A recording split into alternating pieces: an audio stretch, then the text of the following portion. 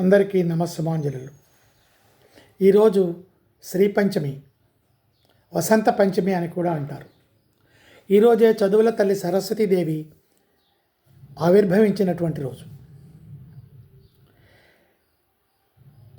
చదువుల తల్లి సరస్వతీదేవి వీణ మీటిన రోజు. దానితో సృష్టిలో పక్షుల కిలకిలారావాలు, నదుల సవ్వడులు, గాలి సవ్వడి, నదుల గలగలలు ఎన్నో జరిగాయి.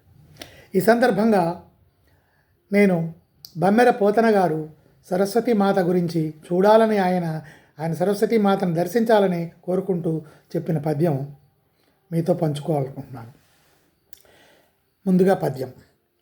శారద నిరదెందు ఘనసార పటీర మరాళ మల్లికాహార తుషార ఫేన రజతాచల కాశఫణీశ కుందమందార సుధాపయోధి సితతామర సామర వాహిని శుభాకారతనుప్పు నిన్ను మదిగానగా నెన్నడుగొల్తు భారతి.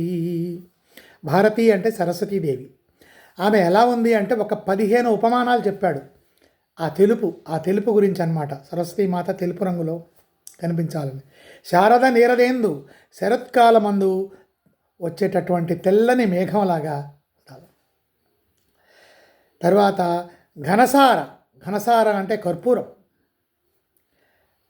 తర్వాత ఘనసార పటీర అంటే మంచి గంధం. మరాళ హంసలాగా తెల్లగా. మల్లికాహార మల్లెపూల దండలాగా. తుషార మంచు బిందువుల్లాగా. మంచు బిందువులు కూడా తెల్లగా ఉంటాయి కదా. ఫేన అంటే సముద్రపు నురుగులాగా. రజతాచల వెండి కొండ తెల్లగా ఉంటుంది, రజతాచలం. కాశ అనేటటువంటి పువ్వుల్లాగా. ఫణీష ఆదిశేషుడు కూడా తెల్లగానే ఉంటాడు. కుంద పువ్వుల్లాగా. మందార సుధాపయోధి పాల సముద్రంలాగా. సితతామర తెల్ల తామర పువ్వుల్లాగా. సామరవాహిని సరస్వతి అమ్మవారి వాహనం హంసలాగా. శుభాకారత నొప్పు అటువంటి తెల్లని రంగుతో ప్రకాశించున్నటువంటి నిన్ను మదిగానగా నిన్నడు గొల్తు భారతి, ఎప్పుడమ్మా నిన్ను చూస్తాను అని చెప్పేసి పోతన గారు ఈ పద్యాన్ని చెప్పారు.